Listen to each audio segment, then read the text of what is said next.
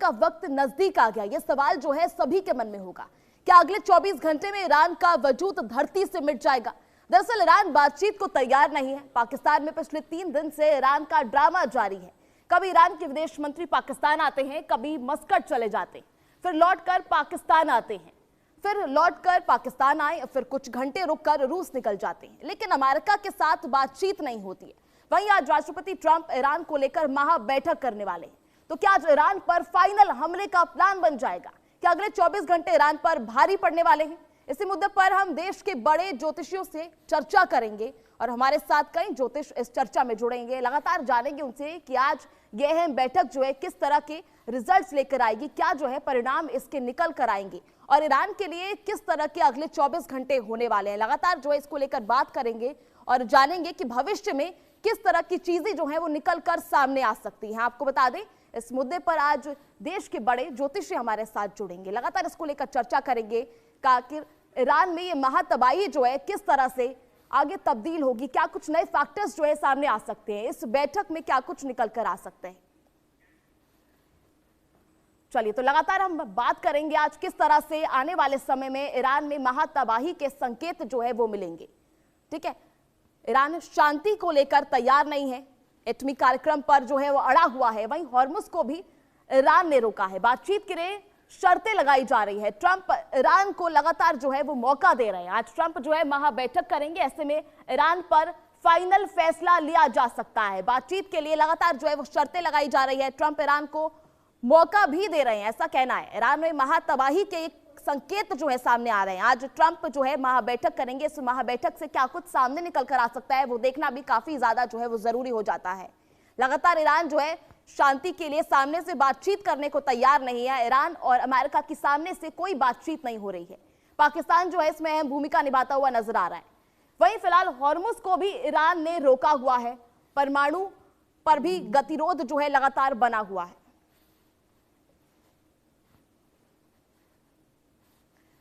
तो ईरान में महातबाही के संकेत जो है साफ नजर आ रहे हैं। लगातार ट्रंप की तरफ से चेतावनी भी दी जा चुकी है। इसको लेकर ट्रंप जो है आज महा बैठक करने वाले हैं।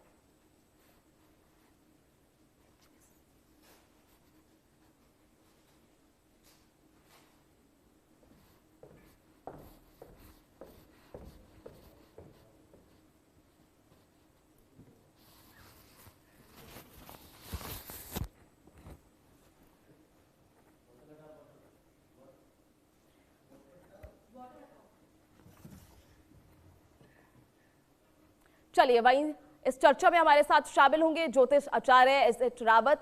एस.एच. रावत जी, बहुत बहुत स्वागत है आपका इंडिया न्यूज पर। लगातार हम जिस तरह से देख रहे हैं ईरान में जो है और अमेरिका के बीच शांति वार्ता लगातार जो है वो असफल रही है। ऐसे में आज जो है महा बैठक करने वाले हैं ट्रंप, किस तरह से सामने निकल कर आ सकता है? आने वाले समय जो है क्या ईरान पर भारी पड़ सकता है? अगले 24 घंटे क्या कुछ कह रहे हैं ईरान के लिए? देखिए अप्ता जी, इस समय जब मैं आपके साथ बातचीत कर रहा हूँ उस समय की मैंने प्रश्न ज्योतिष लगाई है। प्रश्न ज्योतिष में ये कहा जाता है कि जो प्रश्न करने वाला, यानी आपको मैं ईरान की तरफ रख के बात कर रहा हूँ, क्या अर्पता जी को मैंने ईरान समझा है और अमेरिका और इजराइल को उनका एंटी समझा है। तो उस स्थिति के अंदर लग्नेश नीच का हुआ है बुध और लगन में गुरु बैठा है, तो बातचीत का हल निकलेगा नहीं, ईरान झुकेगा नहीं। यानी ये कह सकता हूं मैं कि ईरान किसी कीमत पर झुकने वाला नहीं है। अपने परमाणु कार्यक्रम को बंद करेगा नहीं जब तक उसकी शर्तें मानी नहीं जाएंगी। इसलिए आज की जो हालातों की स्थिति देखी जाए, ज्योतिष के अनुरूप अगर देखा जाए, तो कहीं ना कहीं इस युद्ध के अंदर ईरान किसी न किसी रूप में विजेता रहेगा, अपनी शर्तों पर समझौता करेगा। और अब उसकी शर्तों पर समझौता नहीं होता है तो ये युद्ध दोबारा शुरू हो जाएगा। और अगर युद्ध दोबारा शुरू होता है तो ये नुकसान तो कर पाएंगे लेकिन पूर्ण रूप से ईरान को खत्म नहीं कर पाएंगे, क्योंकि ईरान बहुत बड़ा देश है और साथ में उनके पास मिसाइलों का, ड्रोन्स का बहुत बड़ा जखीरा है। और उनकी जो इस समय देश के अंदर देश भावना जो जागृत पैदा हुई है, बच्चा बच्चा इस समय ईरान के साथ खड़ा हुआ और अमेरिका के विरोध में है। और मैंने पहले भी भविष्यवाणी की थी कि जिस प्रकार से इस समय डोनाल्ड ट्रंप की जो कुंडली चल रही है वो कुंडली में मार्केस चल रहा है। तो मार्केस का मतलब होता है मृत्यु तुल्य कष्ट होना। अभी कुछ दिन पहले ही मैंने एक चैनल पर बोला था और देखिए अब उनके प्रोग्राम में गोली चल गई। तो मुझे लगता है कि डोनाल्ड ट्रंप को कहीं ना कहीं किसी प्रकार से उनकी जान को खतरा भी बना हुआ है, उनकी मार्केस की स्थिति चल रही है। तो ईरान का, इजराइल का और अमेरिका का अगर ये सीज फायर देखा जाए, और इसमें कुछ ज्यादा भूमिका नहीं निभा पाएगा पाकिस्तान, क्योंकि उसकी औकात कुछ नहीं है। क्योंकि कोई भी जब समझौता होते हैं तो समझौता बड़े देशों की पावर के अंदर होते हैं। पंचायत भी होती है तो पंचों के फैसलों के दबाव में होता है। तो ये कि बेचारा प्यादा है और वो चापलूस किस्म का आदमी, तो चापलूस कभी फैसला थोड़ी करा पाते हैं, तो पॉसिबिलिटी नहीं है। इस समय ईरान की दबंगई लगातार चलती रहेगी और ये मामला इसी प्रकार से अभी गिरफ्त गति के हिसाब से चलता रहेगा। अर्पिता जी। जी रावत जी, लगातार जिस तरह से हम देख रहे हैं जो है अभी भी ट्रंप पर हमला हुआ, इसको लेकर भी लगातार सब जो है अब गणना कर रहे हैं। ऐसे में क्या ट्रंप जो है उनको भी खतरा है ऐसे में आने वाले समय में, और क्या ये जो युद्ध है अभी भी लंबे समय तक चलने की संभावना इसकी बनी हुई है? अर्पिता जी, बिल्कुल इसमें कोई दो राय नहीं है। वैसे तो जो बहुत ज्यादा महातबाही का जो समय था, वो पीरियड तो अब निकल रहा है धीरे धीरे। क्योंकि पहले मंगल सूर्य और शनि की युति थी, तो उस समय बहुत ज्यादा खतरनाक योग था। मंगल राहु की युति थी उस जिस समय ये युद्ध शुरू हुआ था। जनवरी की शुरुआत से ही जब युद्ध की शुरुआत हुई थी तो उस समय ग्रहों की गति बहुत खराब थी। अब इस समय तो धीरे धीरे ये युद्ध जो है वो शांति की तरफ चला जाएगा। अभी मुझे लगता नहीं है कि ये युद्ध दोबारा हो पाएगा। अभी 11 तारीख को, यानी 11 मई को अगर मैं कहूँ तो, मंगल और शनि की युति जो चल रही है, जो युद्ध का कारक होती है। युद्ध हमेशा मंगल शनि, मंगल राहु, राहु शनि, इनकी युतियों में हुआ करते हैं। तो वो युति टूट जाएगी और 1 जून को गुरु उचका हो जाएगा।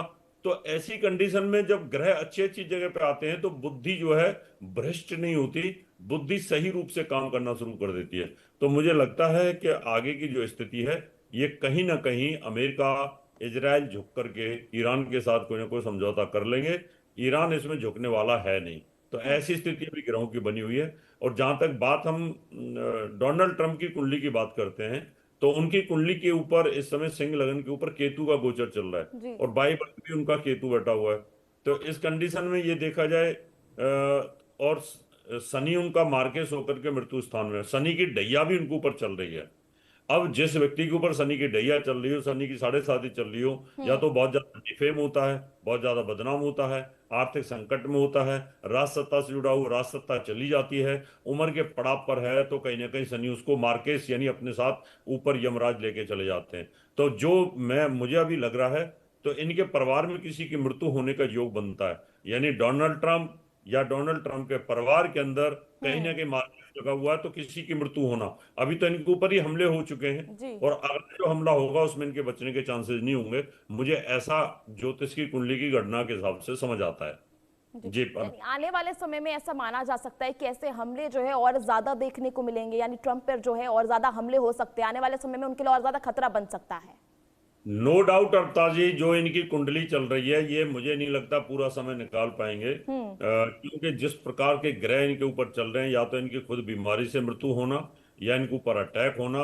अब इनकी सिक्योरिटी टाइट कर दी जाएगी, लेकिन उसके बाद भी सिक्योरिटी में कहीं ना कहीं ऐसा पैच फंसेगा कि इसको अमेरिका के ही लोग नहीं चाहते इस समय पर। वहां की सिक्योरिटी ही कोई बिक जाए या सिक्योरिटी वाले ही मार दें, जैसे इंदिरा गांधी के साथ हुआ था। क्योंकि इस समय अमेरिका के लोग नहीं चाहते ये राष्ट्रपति पद पर बना रहे, और वो भी ये नहीं चाहते कि अमेरिका की साख जो है खराब हो जाए। क्योंकि अमेरिका की जितनी गुडविल पूरे विश्व में बनी हुई थी, इस व्यक्ति के कारण वो खत्म हो चुकी है। क्योंकि वेनेजुएला के राष्ट्रपति मादुरो को जिस प्रकार से इन्होंने उठाया था, उसे पूरे देश के पूरे विश्व में हाहाकार मचा था। लोगों को ये लग रहा है ये क्या गुंडागर्दी है, गली के गुंडे जिस प्रकार से काम करते हैं, एक देश इस प्रकार से काम कर रहा है। तो हर बुद्धिजीवी पूरे विश्व का यही सोच रहा था। तो सबकी सोच यही है, अमेरिका की सोच यही है। तो वो नहीं चाहेंगे कि लंबे समय तक अब ये शासन करे, और कहीं ना कहीं उन्हीं की सेना के लोग, आर्मी के लोग, या कोई उनके पुलिस के लोग, या कोई टेररिस्ट विंग कहीं ना कहीं जाकर के इनको, इंटेलिजेंस ब्यूरो के लोग कोई ना कोई, मुझे लगता है खत्म कर देंगे। ऐसी सिचुएशन इस समय दिखाई दे रही है।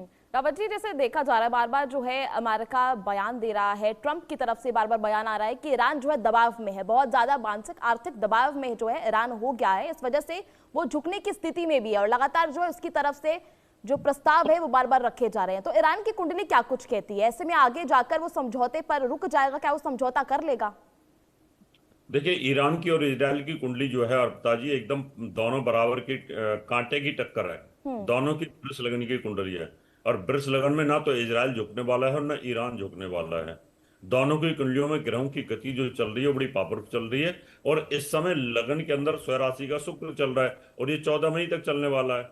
तो कहीं ना कहीं कोई भी इसमें झुकने वाला नहीं है, और ईरान को ये तबाह कर दें ऐसा मुझे लगता नहीं है किसी कीमत पर। उनकी फाइनेंशियली क्राइसिस आप इंटरनेशनल खत्म कर सकते हो, देश में भूखे थोड़ी मर जाएंगे सारे के सारे। ऐसा तो होता नहीं है कहीं पर भी, क्योंकि उनका जो उनकी जो सप्लाई है उनको ज्यादा ज्यादा आप कितना रोकोगे। लेकिन उनके पास जो होर्मुज का जो उनके पास कब्जा है, वहां पर भी कहीं ना कहीं अमेरिका के जहाजों को मार गिराएंगे वो धीरे धीरे। तो अभी ऐसा नहीं लगता कि उसको पूरा तबाह कर दिया जाएगा। अगर पूरा तबाह किया जाता, मानव अधिकार आयोग किस लिए बना हुआ है, फिर यूएनओ किस लिए बना हुआ है, फिर सिक्योरिटी काउंसिल किस लिए बनी हुई है? क्या आप किसी देश को ऐसे खत्म कर दोगे, वहां की जनता को भूखा मरने के लिए छोड़ दोगे? यही मानवता कहती है क्या? तो इस प्रकार से युद्ध के कुछ नियम हैं, उन नियमों को फॉलो करना पड़ेगा। अगर फॉलो नहीं किया जाता है तो कहीं ना कहीं फिर ये युद्ध और ज्यादा भड़क सकता है। चलिए ठीक है रावत जी, यानी माना जा सकता है तो जो युद्ध है अभी काफी समय तक चलने वाला है और समझौते की स्थिति जो है अभी काफी दूर है। तो चलिए बहुत बहुत शुक्रिया आपका हमारे साथ इस चर्चा में जुड़ने के लिए।